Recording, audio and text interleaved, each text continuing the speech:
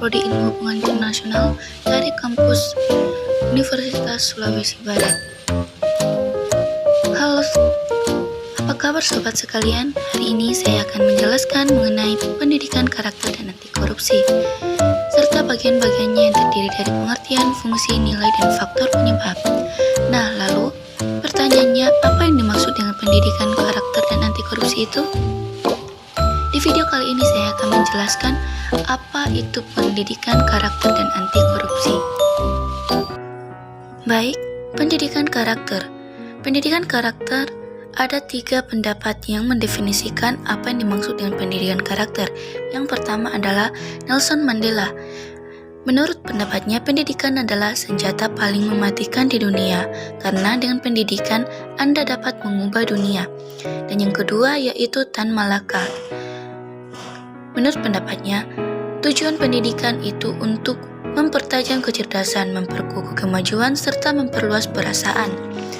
Dan yang ketiga Natsuwa Shiba, yaitu hanya pendidikan yang bisa menyelamatkan masa depan. Tanpa pendidikan, Indonesia tak mungkin bertahan. Pendidikan karakter itu sendiri memiliki tujuan untuk membentuk suatu bangsa yang tangguh, kompetitif, berakhlak mulia, bermoral, bertoleran, bergotong royong, berjiwa patriotik, berkembang dinamis, berorientasi pada ilmu pengetahuan dan teknologi, yang semuanya dijiwai oleh iman dan takwa kepada Tuhan Yang Maha Esa berdasarkan Pancasila. Kemudian, pendidikan karakter memiliki 3 fungsi diantaranya, yaitu 1. Membentuk dan mengembangkan potensi manusia atau warga negara di Indonesia agar berpikiran baik, berhati baik, dan berperilaku baik sesuai dengan falsafah hidup Pancasila. Dan yang kedua, memperbaiki karakter manusia dan warga negara Indonesia yang bersifat negatif dan memperkuat peran keluarga, satuan pendidikan masyarakat, dan pemerintah untuk ikut berpartisipasi dan bertanggung jawab dalam mengembangkan potensi manusia atau warga negara menuju bangsa yang berkarakter, maju, mandiri, dan sejahtera. Yang ketiga yaitu memilah nilai-nilai budaya bangsa sendiri dan menyaring nilai-nilai budaya bangsa lain yang positif untuk menjadi karakter manusia dan warga negara Indonesia agar menjadi bangsa yang bermartabat.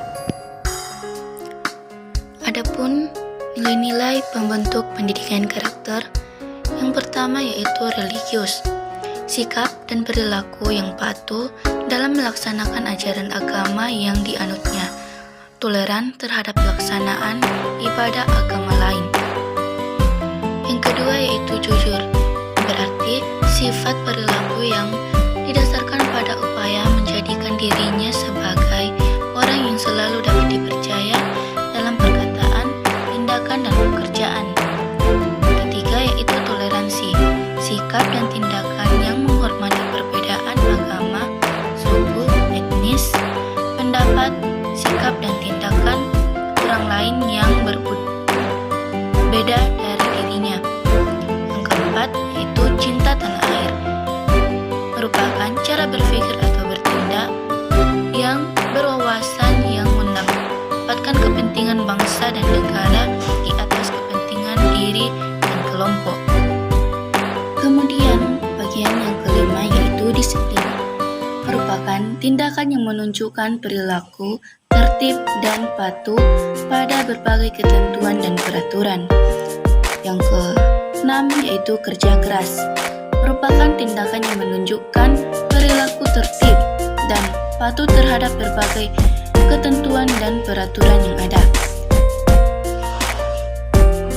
Yang ke-7 yaitu kreatif, berarti berpikir dan melakukan sesuatu untuk menghasilkan cara atau hasil baru dari sesuatu yang telah dimiliki.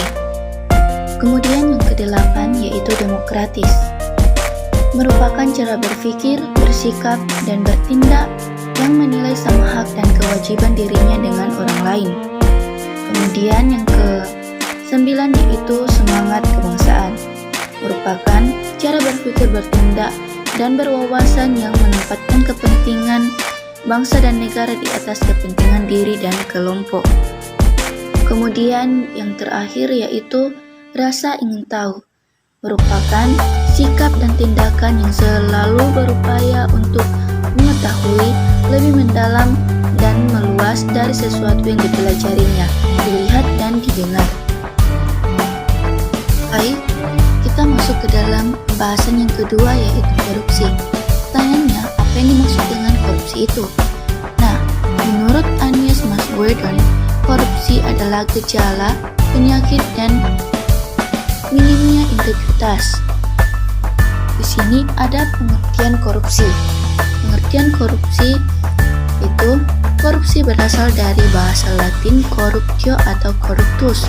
Corruptio memiliki arti beragam, yakni tindakan merusak atau menghancurkan. Corruptio juga diartikan kebusukan, keburukan, kebejatan, ketidakjujuran, dapat disuap, dan tidak bermoral.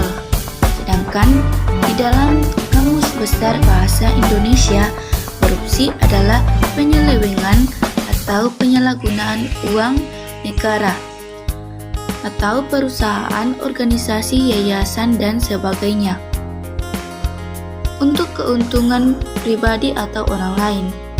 Menurut World Bank 2000, korupsi adalah penyalahgunaan kekuasaan publik untuk keuntungan pribadi. Kemudian adalah perilaku koruptif.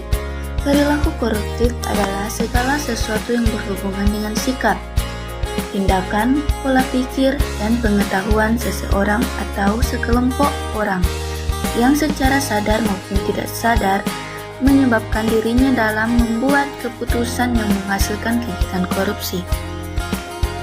Nah, perilaku koruptif yang setiap hari dilakukan oleh masyarakat Indonesia namun tidak pernah disadari bahwa hal ini seperti menjadi kebiasaan yang wajar. Seperti halnya, yang pertama, pelanggaran lalu lintas. Kedua, peraturan yang dibuat-buat. Ketiga, kebiasaan telat. Keempat, suap menyuap untuk kelancuran izin. Dan yang terakhir, memberikan tips kepada pegawai pelayanan publik. Kemudian pembahasan selanjutnya yaitu jenis korupsi. Menurut Zainal Abidin, terdapat 2 jenis korupsi, dilihat dari besaran uang yang dikorupsi dan asal atau kelas para pelakunya, yaitu yang pertama,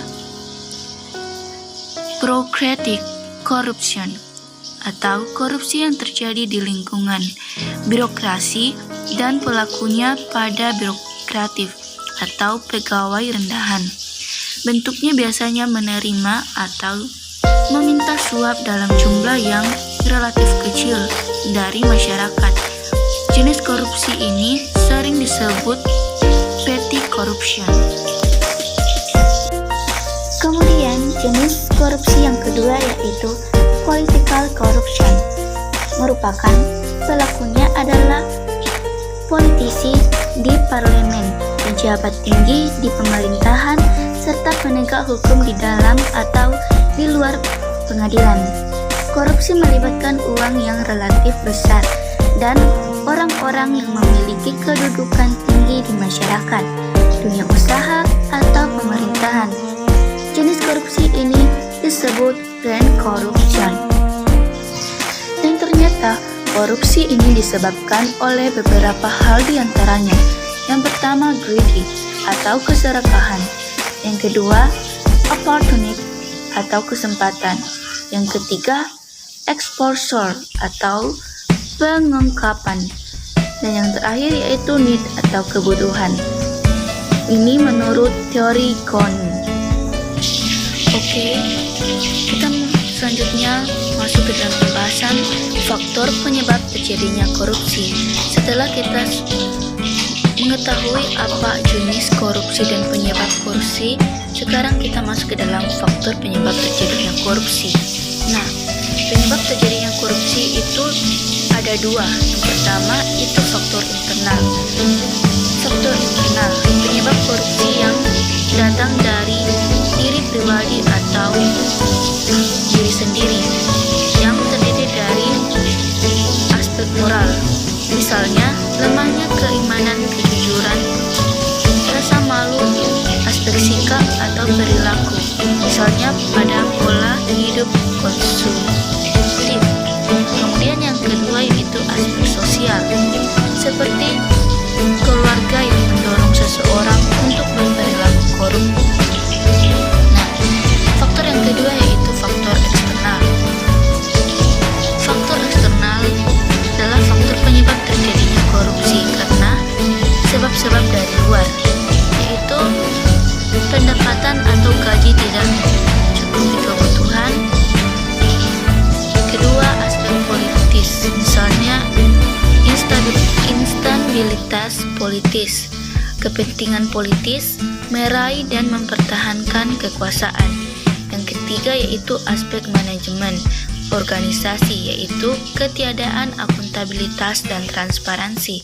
Dan yang keempat yaitu aspek hukum, terlihat dalam buruknya wujud perundang-undangan dan lemahnya penegakan hukum. Dan yang terakhir yaitu aspek sosial, yaitu lingkungan atau masyarakat yang kurang mendukung berperilaku anti korupsi. Dan kita masuk ke dalam pembahasan yang terakhir yaitu nilai integritas anti korupsi. Integritas merupakan salah satu nilai-nilai dasar pribadi yang harus dimiliki masyarakat. Nilai-nilai ini dapat berasal dari nilai